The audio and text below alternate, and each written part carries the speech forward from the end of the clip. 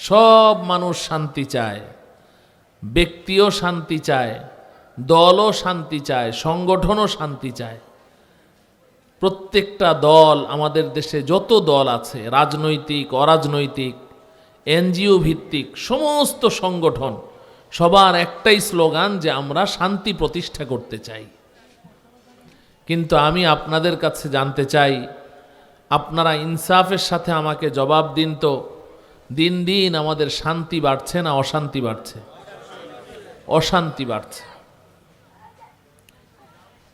বড় আশ্চর্যের ব্যাপার। যদি কোনো বিষয়ে ভিন্ন মত থাকে তাহলে ওই বিষয়টা প্রতিষ্ঠিত হয় না। ধরুন এই যে জায়গাটা আজকে আমরা এখানে মাহফিলে বসেছি, এই জায়গাটা নিয়ে এলাকাবাসী দুই দল হয়ে গেল। এক দল বলছে এই জায়গাটার মধ্যে আমরা একটা মসজিদ করব, আরেক দল বলছে না এই জায়গাটার মধ্যে আমরা একটা শপিং মল করব। দুই দল হয়ে গেল। তো দেখা যায় মসজিদও হয় না, শপিং মলও হয় না, যেহেতু ভিন্ন মত এসে গেছে। এখন যদি সবাই মিলে বলে যে না আমরা এখানে একটা মসজিদই করব, তাহলে কি মসজিদ প্রতিষ্ঠিত হতে আর দেরি হবে? মোটেও দেরি হবে না, মসজিদ হয়ে যাবে, যেহেতু সবাই একমত হয়ে গেছে। একমত হলে সেটা বাস্তবায়ন হতে আর সময় লাগে না। তাহলে আমরা পৃথিবীর সমস্ত মানুষ একমত, শুধু এই এলাকার মানুষ না, শুধু বাংলাদেশের মানুষ না, গোটা পৃথিবীর সমস্ত মানুষ একমত যে আমরা শান্তি চাই। এবং গোটা পৃথিবীর সমন্বিত রাষ্ট্রের সমন্বিত সংগঠন, প্রতিষ্ঠান, জাতিসংঘ, তারাও বলে আমরা শান্তি প্রতিষ্ঠা করতে চাই। সবাই আমরা শান্তি চাই, কিন্তু আবার আমরাই বললাম যে না আমাদের শান্তি নাই, দিন দিন অশান্তি বাড়ছে। ব্যাপারটা কি? বাধাটা কোথায়? সবাই তো শান্তি চাই, সবাই তো শান্তি প্রতিষ্ঠা করার স্লোগান দিচ্ছি। এই যে সামনে নির্বাচন আসছে, সবার একটাই স্লোগান, আমি নির্বাচিত হলে এলাকায় শান্তি প্রতিষ্ঠা করব। তো সবাই তো শান্তি চাই, শান্তি প্রতিষ্ঠা করতে চাই, তাহলে শান্তি নাই কেন? কেন দিন দিন অশান্তি বাড়ছে? কারণটা কি? আমি এ বিষয়ে দু চারটি কথা আপনাদের সম্মুখে নিবেদন করতে চাই। আল্লাহ রব্বুল আলামিন তেলাওয়াতকৃত আয়াত ও হাদিসকে সামনে রেখে সংশ্লিষ্ট বিষয়ে সংক্ষেপে দু চারটি কথা আপনাদের সামনে নিবেদন করার তৌফিক দান করুন। আমাদের সকলকে এই কথাগুলো আমলের উদ্দেশ্যে এবং দাওয়াতের উদ্দেশ্যে, অন্যের কাছে পৌঁছিয়ে দেওয়ার উদ্দেশ্যে গভীর মনোযোগ সহকারে শোনার তৌফিক দান করুন। আমার প্রিয় ভাইয়েরা, আমরা সবাই বিবেকবান শিক্ষিত মানুষ। যদি আমি কোনো জিনিস কল্পনা করি, কামনা করি যে এই জিনিসটা আমি পেতে চাই, তাহলে এই জিনিসটা যেখানে আছে সেখানে আমাকে ধর্ণা দিতে হবে, সেখান থেকে এটাকে তলব করতে হবে, তাই না? উদাহরণস্বরূপ ধরুন আমরা এখন মাহফিলে কথা বলছি, মাহফিল শুনছি, হঠাৎ করে বিদ্যুৎ চলে গেল। বিদ্যুৎ চলে যাওয়ার পরে আমাদের মাহফিলের সভাপতি সাহেব উনি ওয়াসা অফিসে ফোন করলেন। কোথায় ফোন করলেন? ওয়াসা অফিসে ফোন করে বলছে যে আমাদের মাহফিল চলছে, তাড়াতাড়ি বিদ্যুৎ দাও। দিতে পারবে? হ্যাঁ? কিংবা উনি টেলিফোন অফিসে ফোন করলেন, টিএনটি অফিসে। টিএনটি অফিসে ফোন করে বলছেন আমাদের বিদ্যুৎ লাগবে, বিদ্যুৎ দাও। দিতে পারবে? কোথায় ফোন করা লাগবে? বিদ্যুৎ অফিসে ফোন করা লাগবে, তাই না?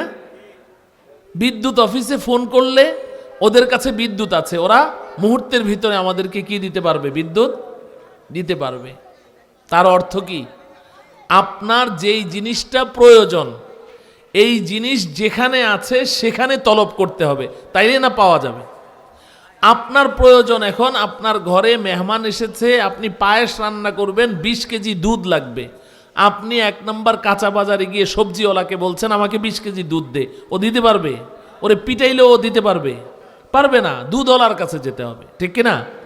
আপনার গোশতের প্রয়োজন, আপনি যদি এখন যদি কাপড়ের দোকানে গিয়ে যদি বলেন যে আমাকে ভাই 10 কেজি গোশত দাও, দিতে পারবে? পারবে না। আপনাকে গোশতওয়ালার কাছে যেতে হবে। এটা একেবারেই সায়েন্টিফিক কথা, এটা বিবেকসম্মত কথা, এটা বোঝার জন্য কোরআন হাদিসের দরকার হয় না। তো এতটুকু কথা যদি আমাদের বুঝে আসে, তাহলে আমি আপনাদের কাছে জানতে চাই, আপনারা যা জানেন তাই বলবেন, আমাদেরকে খুশি করার জন্যে না। আপনি বলেন শান্তির মালিক কে? আবার বলেন। এই বিশ্বাস আছে? শান্তি দাতা কে? অশান্তি দাতাও কে? আল্লাহ। শান্তি অশান্তি সব কার হাতে? আল্লাহর হাতে। এই বিশ্বাস একজন ইমানদার মুসলমান মাত্রই সে এটা লালন করে। এই বিশ্বাস না থাকলে তো ইমানই নাই। তাহলে শান্তির মালিকও আল্লাহ, অশান্তি দাতাও আল্লাহ, শান্তি আছে আল্লাহর হাতে। এই বিশ্বাস আমাদের কাছে থাকা সত্ত্বেও আমরা সবাই শান্তি তো চাই, কিন্তু শান্তিটা চাইছি কার কাছে? আল্লাহর কাছে শান্তি না চেয়ে আল্লাহর দুশমন ইহুদি, নাসারা, ইউরোপ, আমেরিকার কাছে আমরা শান্তি চাই, ইন্ডিয়ার কাছে আমরা শান্তি চাই, আল্লাহর দুশমনদের কাছে শান্তি চাই। অস্বীকার করতে পারবেন?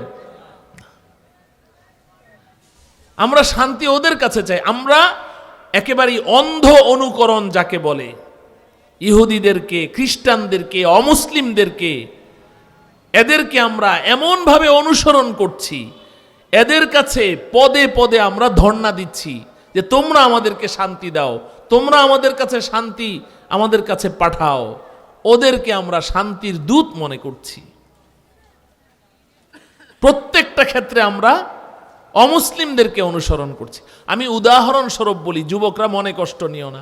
এই যে সেলুনের দোকানে যায় চুল কাটতে, চুল কাটতে সেলুনের দোকানে গেলে ওখানে ওই দোকানের সামনে ওই গ্লাসের মধ্যে কতগুলো ছবি দেওয়া, আপনার কাটিং, বিভিন্ন রকমের কাটিং, মাথায় চুল কাটিং, বিভিন্ন রকমের ছবি দেওয়া। এগুলো আগে ছিল না, এই মুসিবত ইদানিং শুরু হয়েছে। আচ্ছা, আমি আপনাদের কাছে জানতে চাই, এখানে অন্তত আপনার ডর্জনের উপরে এরকম কাটিং দেয়া আছে, ছবি দেয়া আছে। এই ছবিগুলো কাদের? মুসলমানদের? হাফিজি হুজুরের মাথার ছবি, শাইখুল হাদিস আল্লামা আজিজুল হক সাহেব রহমতুল্লাহ আলাইহির মাথার ছবি, মুফতি ফজলুল হক আমিনী রহমতুল্লাহ আলাইহির মাথার ছবি, আল্লামা মামুনুল হক সাহেবের মাথার ছবি। কাদের? সব অমুসলিমদের, সব আল্লাহর দুশমনদের মাথার ছবি। অমুক খেলোয়াড়, অমুক নায়ক, অমুক গায়ক, অমুক মডেল তারকা, এই ইত্যাদি ইত্যাদি সব অমুসলিমদের মাথার এই কাটিংগুলো দেয়া আছে। কেন এই কাটিংগুলো দেয়া আছে? কারণ আমাদের মুসলিম যুবকেরা ওই কাটিংগুলো পছন্দ করে। দোকানদার তো দোকানে ওই মাল রাখবে কাস্টমার যেই মাল চায়, কাস্টমারের চাহিদা অনুযায়ী তো দোকানে মাল উঠায়, তাই না? তো এখন আমরা কাস্টমার গিয়ে ওই কাটিংগুলো চাই। কেউ গিয়ে, কোনো একজন যুবক গিয়ে বলে না যে হাফিজি হুজুর রহমতুল্লাহ আলাইহি যেভাবে চুল কাটতো আমাকে ওইভাবে কেটে দাও। তখন তো ওই দোকানদার তালাশ করতো যে হাফিজি হুজুরের মাথা কই পাওয়া যায়, ঠিক কিনা বলেন? তাইলে চুলের কাটিং দেওয়ার ক্ষেত্রে আমরা ইহুদি খ্রিস্টানদেরকে অনুসরণ করছি। ওরা যেভাবে চুল কাটে, অর্ধেক নেড়ে করে আর অর্ধেক চুল কেটে দেয়। কি অবস্থা, কেমন দেখা যায়? অর্ধেক নাইরা, হ্যাঁ, মাথায় অর্ধেক চুল একেবারে নেড়ে করে ফেলে, আবার অর্ধেক চুল রাখে। আবার ওরা যদি একদিকে চুল পুরাটাই নেড়ে করে ফেলে, আরেক দিকে রাখবে। ওরা যা করবে আমরা তাই করছি। এটা কি আমাকে সুন্দর লাগছে না অসুন্দর লাগছে? না পেতনির মতো দেখা যায়, না পেঁচার মতো দেখা যায়, না হনুমানের মতো দেখা যায়? ওদিকে আমাদের কোনো নজর নাই। নজর হলো ওরা কোনটা করছে ওটা করতে হবে। আচ্ছা বলেন তো, আপনার বিবি আপনাকে ঈদের আগে বাজারে পাঠিয়েছে যে আপনার নিজের জন্য পাঞ্জাবি কিনবেন, আমার জন্য একটা শাড়ি কিনবেন, বাচ্চাদের জন্য পায়জামা পাঞ্জাবি কিনবেন। আপনি বাজারে গেলেন, বাজারে যাওয়ার পরে এখন দোকানদারকে বললেন অমুক শাড়িটা দাও, আপনি পয়সা দিলেন। শাড়িটা হাতে নেওয়ার পরে দেখলেন এক জায়গায় একটু ফাটা, ওই শাড়িটা নিবেন? পাঞ্জাবি একটা কেনার পরে দেখলেন এক কোণা দিয়ে একটু ছেঁড়া, নিবেন? নিবেন না। কেন? কারণ আমি তো মাগনা নিচ্ছি না, আমি তো পয়সা দিয়ে নিচ্ছি। তো পয়সা দিয়ে আমি ছেঁড়া কাপড় কেন কিনবো? কোনো আকল বুদ্ধিওয়ালা ব্যক্তি সে পয়সা দিয়ে ছিঁড়া কাপড় কিনবে? কিনবে না। কিন্তু আমাদের যুবকেরা কি করে? যুবকেরা কি করে বলেন? পয়সা দিয়ে ঈদের সময় প্যান্ট কিনে, তাও এক জায়গায় দুই জায়গায় না, প্রত্যেকটা পায়ে 3 জায়গায়, হাঁটুর এখানে, রানের এখানে, নিচে ছেঁড়া প্যান্ট কিনে পয়সা দিয়ে। কিনে কি কিনে না? আচ্ছা, এই পয়সা দিয়ে সে এই ছিঁড়া প্যান্টটা কেন কিনলো? ওর কাছে পয়সা কম এই কারণে? যে বেশি পয়সা দিলে আমরা যদি ভালো প্যান্ট কিনি তাহলে পয়সা বেশি লাগে, আর ছিঁড়া প্যান্টটার দাম কম, এই কারণে না। কেন সেই ছিঁড়া প্যান্টটা কিনলো? ওই যে অমুসলিমদের অনুসরণ, ওই ইহুদি খ্রিস্টানরা, ওরা এরকম বাস প্যান্ট ছিঁড়া প্যান্ট পরে, তা আমাকেও ছিঁড়া প্যান্ট পরতে হবে। আপনি কতটা অনুসরণ করছেন ওদেরকে? আপনি আবার শান্তিও চান, আপনি আবার শান্তিও চাইছেন, আবার আপনি পুরাপুরি পূর্ণ অনুসরণ করছেন আল্লাহর দুশমনদেরকে, যার হাতে শান্তি। আপনি নিজে বললেন, আপনি যদি দিল থেকে বলে থাকেন, তাহলে যার কাছে শান্তি, সেই শান্তির মালিকের দুশমনের কাছে আপনি শান্তি চাইছেন, আপনি তাকে অনুসরণ করে চলছেন। আপনার সন্তান জন্মগ্রহণ করার পরে যখন সে কথা শিখবে, তাকে আল্লাহ আল্লাহ ডাক শিখাও, আল্লাহ ডাক শিখাও, কালিমায়ে তৈয়বা শিখাও, তাকে কোরআনের আয়াত শিখাও, তাকে জান্নাত জাহান্নাম বুঝাও। এই সন্তানটা যখন আপনাকে আব্বু ডাকে, আপনি খুশি হন, আব্বু ডাকলে আপনি খুশি হন। মাকে যদি আম্মু ডাকে, আম্মু খুশি হয়। কিন্তু আব্বু আম্মুর বদলে যদি আপনাকে ড্যাডি বলে, মাকে যদি মাম্মি বলে, তাহলে আরো অনেক বেশি খুশি হয়ে যায়। হ্যাঁ, আব্বুর বদলে যদি ড্যাডি বলে, তাহলে কোলে নিয়ে আপনি 5-6টা চুমু তো দিবেনই। বাহ, আমার সন্তান তো ভালোই শিখছে, এখন খুব খুশি, এখন খুব খুশি। একটা সন্তান, বাচ্চা, একটা কন্যা সন্তান, ওকে যে ড্রেসগুলো আপনি পরাচ্ছেন, পোশাকগুলো পরাচ্ছেন, অর্ধেক শরীর বাইরে। ছোট বাচ্চা, ঠিক আছে, 3 বছর 4 বছর 5 বছর আপনি পড়াচ্ছেন, কেন আপনি ওরকম পোশাক কেন পরাবেন? পোশাকের ক্ষেত্রে কি কোনো শালীনতা নেই? তো যখন আপনাকে আমি বলি যে বাচ্চাটাকে এরকম এই স্যান্ডো গেঞ্জি বা এগুলো ছেলেদের, যেমন ওকে ওই ছেলেদের পোশাক কেন পরাও, প্যান্ট শার্ট কেন পরাও? ওই যে হুজুর আপনারা বেশি বাড়াবাড়ি করেন। আচ্ছা ঠিক আছে, বাড়াবাড়ি করব না, ওকে কেন পড়াচ্ছ?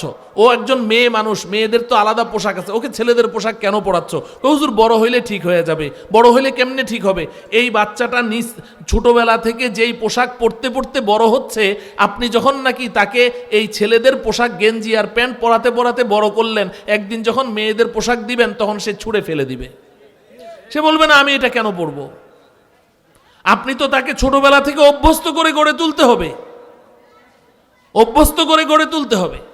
আপনারা মুফতি দেলোয়ার সাহেবকে চিনেন? মুফতি দেলোয়ার সাহেবকে চিনেন? আমার যে আত্মীয় হয় জানেন, মুফতি দেলোয়ার সাহেব আমার আপন ভগ্নিপতি। তা আমার মেয়ে মুফতি দেলোয়ার সাহেবকে কখনো সুযোগ পাইলে জিজ্ঞাসা করবেন, আমার মেয়েটার বয়স যখন 6 বছর বয়স, এই 6 বছর বয়স থেকে সে নিজে খাস পর্দা করে। আমি ওকে বোরকা পড়তে বলিনি, তার মাও বলেনি। 6 বছর বয়স থেকে খাস পর্দা করে। মুফতি দেলোয়ার সাহেব 6 বছরের পরে আমার মেয়েকে আর কোনোদিন দেখে নাই, আর সে তার ফুফাজির সামনে যায় নাই 6 বছর বয়সের পর থেকে। অথচ আমরা কিচ্ছু বলি নাই, ওই পরিবেশ দেখে দেখে যে আরে আমার ফুপ্পি, মুফতি সাহেবের আহলিয়া আমার মেয়ের কি হয়, ফুপ্পি হয়, বড় ফুপ্পি। তো ফুপ্পি এভাবে পর্দা করে, তাহলে আমি পরবো না কেন? ও কান্না শুরু করে দেয়, না ফুপ্পি পুরুষদের সামনে যায় না, আমি কেন পুরুষদের সামনে যাব? এই আরে ভাই, একটা সন্তানের উপরে নামাজ ফরজ হয় বালেগ হওয়ার পরে। ভালো করে বুঝেন, একটা সন্তানের উপরে নামাজ ফরজ হয় বাচ্চাটা যখন বালেগ হয়। আর বালেগ তো 12 বছরের আগে হয় না, ছেলেরা 12 বছরের আগে বালেগ হয় না, মেয়েরা হয় 9 বছর 10 বছর বয়সেও বালেগা হয়ে যায়। তো এই সন্তানটা 12 বছর 13 বছরের আগে তার উপরে নামাজ ফরজ হয় না, কিন্তু নবীজি নামাজ পড়াতে বলেছেন কত বছর বয়স থেকে? 7 বছর। মুরু সিবিয়ানাকুম বিসসালাতি ইযা বালাগু সাবআন ওয়াদরিবুহুম বিহা ওয়া হুম আবনাউ 10। নবীজি বলেন, তোমরা তোমাদের সন্তানদেরকে 7 বছর বয়স থেকে নামাজ পড়াও, নামাজের নির্দেশ দাও।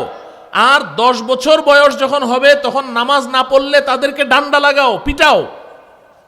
অথচ 7 বছর বয়সে তো নামাজ ফরজ হয়ই না, 10 বছর বয়সেও তো হয় না, নবীজি কেন পিটাইতে বলছেন? এজন্য বলছেন যে তুমি বলবে যে না, এখন তাকে নামাজের জন্য বলা যাবে না।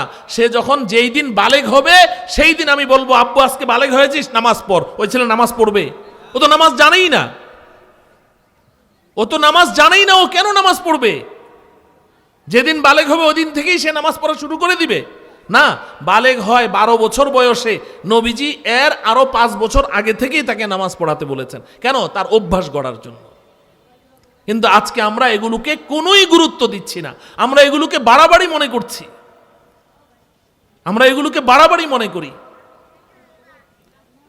আমার এই বাচ্চাটাকে, আমার মেয়েকে 4 বছর কি 5 বছর বয়সে একবার ওই যে চীন মৈত্রী সম্মেলন, হ্যাঁ, এই চীন মৈত্রী সম্মেলন, ওখানে আমাদের একটা দাওয়াত ছিল। মুফতি দেলোয়ার সাহেব হুজুরের ভাই প্রফেসর ডক্টর আবু ইউসুফ সাহেব, ওনার মেয়ের বিয়ের অনুষ্ঠানটা ওখানে হয়েছিল, ওই চীন মৈত্রী সম্মেলনে। তো ওখানে গিয়েছি। তো আমার মেয়েটা বয়স হলো 4 বছর কি 5 বছর ওই সময়। তো ও তো একদম পুরা বোরকা টোরকা পড়া। তো ওখানে লবির মধ্যে হাঁটছি, এর মধ্যে আমাদের পরিচিত এক ব্যক্তি ইঞ্জিনিয়ার, তো তার মেয়েটাও, তার বয়সটা প্রায় 10-11 বছর বয়স হবে। ও এরকম একটা ওই যে এরকম এই কাটা একটা গেঞ্জির মতো একটা ইয়ে পরা আর হাফ প্যান্ট পরা হাঁটতেছে। তা আমাকে দেখে বলছে, হুজুর এটা কি একটু বাড়াবাড়ি হয়ে গেল না? হ্যাঁ, আমাকে বলছে যে এটা একটু বাড়াবাড়ি হয়ে গেল না, আপনি 4 বছর 5 বছরের বাচ্চা ওকে এইভাবে বোরকা পরে রাখছেন। আমি বললাম, হ্যাঁ আমারটা বাড়াবাড়ি হয়ে গেছে, আপনারটা খুব ঠিক আছে, আপনারটা ঠিক আছে। এই মেয়ে বড় হওয়ার পরেও এই ড্রেসেই থাকবে। এমন ড্রেস পরে যে বাবা মা হয়ে ওই মেয়ের দিকে তাকাইতে শরম লাগে। এগুলো কে কাকে বলবে বলেন? এগুলো কে কাকে বলবে? আমরা এইভাবে আল্লাহর দুশমনদেরকে এইভাবে অনুসরণ করে চলছি আর বলছি আমরা শান্তি চাই। আরে আল্লাহর দুশমন এই ইহুদি খ্রিস্টানরা, এই নাসারারা, তারা শান্তির মধ্যে নাই, তারা অশান্তির আগুনে দাউ দাউ করে জ্বলছে। ওদের বাহ্যিক যে অবস্থা, ওরা যে আমাদেরকে দেখাচ্ছে যে না আমরা খুব শান্তিতে আছি, এটা হলো সব অভিনয়। ওদের ভেতরে ঢুকে দেখেন, ওদের ভেতরে শান্তির আগুন দাউ দাউ করে জ্বলছে, অশান্তির আগুন, অশান্তির আগুন। ওরা শান্তিতে নাই।